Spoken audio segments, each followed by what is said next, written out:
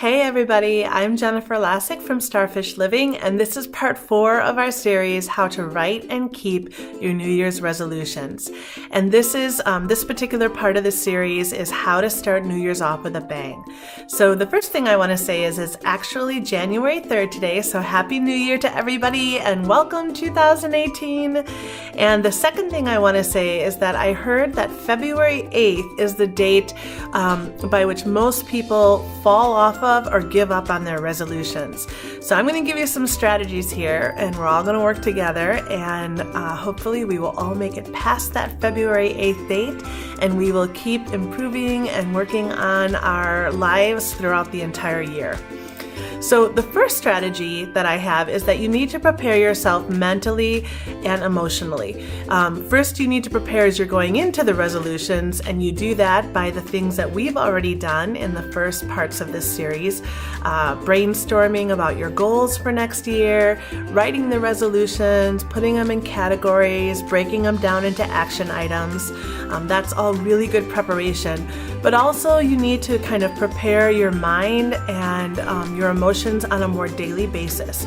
And that would be by doing activities that are those mind-focusing, mind-quieting activities. Some people pray or meditate. Some people do something physical. They run, they cycle, they do yoga. There are some people that do this by writing. They write out their thoughts, or they may keep a gratitude log. There are a lot of different methods. Whatever it is that works for you, I would encourage you to do it and try to do it on a daily or almost daily basis, and that will help you keep your focus and motivation as we move through the year. The second thing is we all need to prioritize. And whether you've written 3 resolutions or whether you've written, like me, you're kind of a crazy person and you've written more than 50 of them, there are some things that you need to get started working on or that you can get started on right away, and there's other things that may come later, and you should separate those things out. A good example of this from my list, one of the things I want to do is to learn how to can my own fruits and vegetables, but I live in Wisconsin, so it's January. Yeah, this isn't the time to worry about that because there's no fresh produce, so I will worry about that in late spring and in summer when the season is right for it. So look through your list and see if there's anything that you can kind of push off, and that will help you not to be overwhelmed by everything. And then that leads right into number 3. Strategy number 3 is to make an actual task list of action items you can do in January to work towards those resolutions.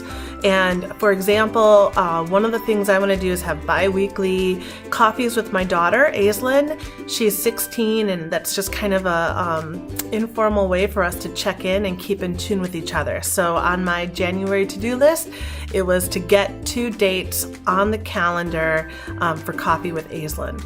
Another example is that I want to do a long-distance bike ride sometime before my second ankle surgery, which is probably going to be early fall.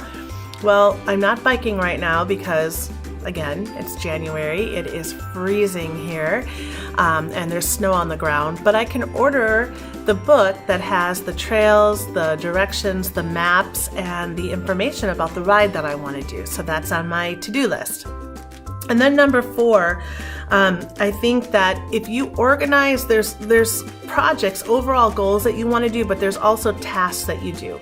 And some of those tasks need to be done daily, some are done weekly, some monthly, some yearly.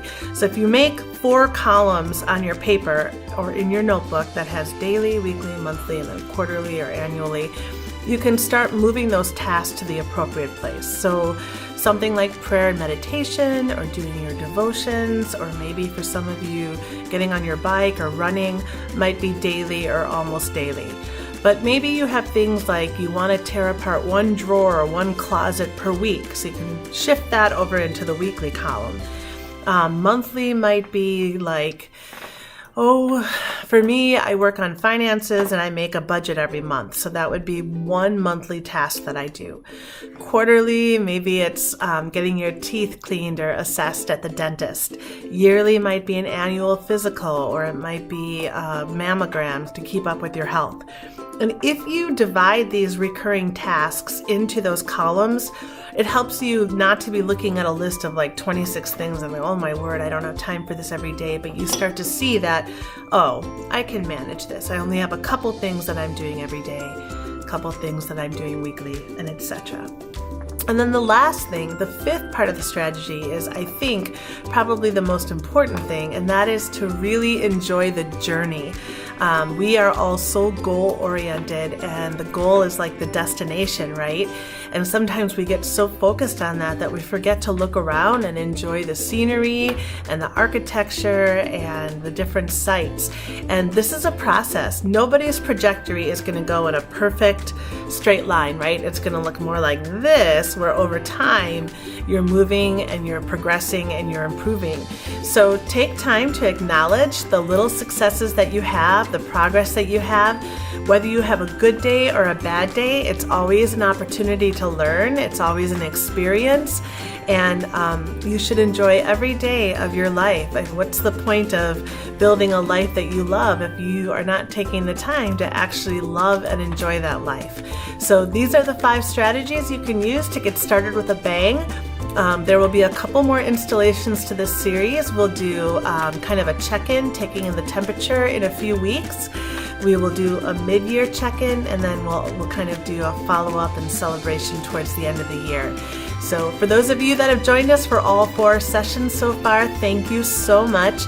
I want to ask that you please subscribe to our YouTube channel, follow us on Facebook, Instagram, Twitter. And as always, if you need any supplies or items, tools for planning, for Bible journaling, for getting your goals, for reaching your goals, you can get those on our website at www.starfishliving.com. Thanks for watching, and take care.